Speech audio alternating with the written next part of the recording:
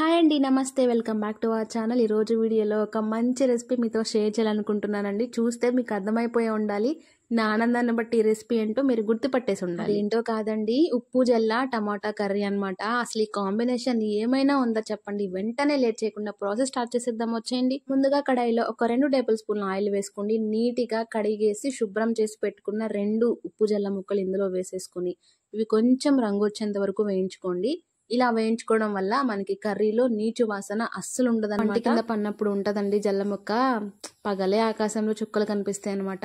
ఇలా కొంచెం రంగు మారితే ఒక ప్లేట్లోకి తీసేసి పక్కన ఉంచేసుకోండి. ఇప్పుడు అదే కడాయిలో మరి కొద్దిగా ఆయిల్ వేసుకుని కట్ చేసుకున్న 2 మీడియం సైజు ఉల్లిపాయలు ఇందులో వేసేసుకోండి. అలాగే 2 కరివేపాకు రెబ్బలు, సన్నగా కట్ చేసుకున్న 2 పచ్చిమిర్చి కూడా ఇందులో వేసేసుకుని ఉల్లిపాయలు కాస్త రంగు మారేంత వరకు దోరగా వేయించుకుంటే సరిపోతుంది. చూసారా, 3 నిమిషాలకి మనకి ఉల్లిపాయలు ఇలా మంచి కలర్ వచ్చేస్తాయి కదా. ఇప్పుడు అందులో చిటికెడు అల్లం పేస్ట్ వేసుకుని పచ్చి వాసన పోయేంత వరకు వేయించేసుకుని పండు టమోటాలు ఒక 5-6 వరకు కట్ చేసుకుని ఇందులో వేసేసుకోండి. ఈ టమాటాలు మగ్గడానికి కాస్త టైం పడుతుందండి. మీరు మధ్య మధ్యలో చూసుకుంటూ ఉండండి, లేదంటే అడిగండేస్తుంది అనమాట.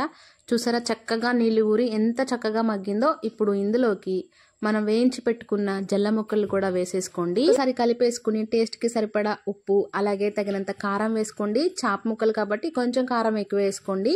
ఇవన్నీ ముక్కలకి బాగా పట్టేసేలాగా ఒకసారి తిప్పేసుకోండి.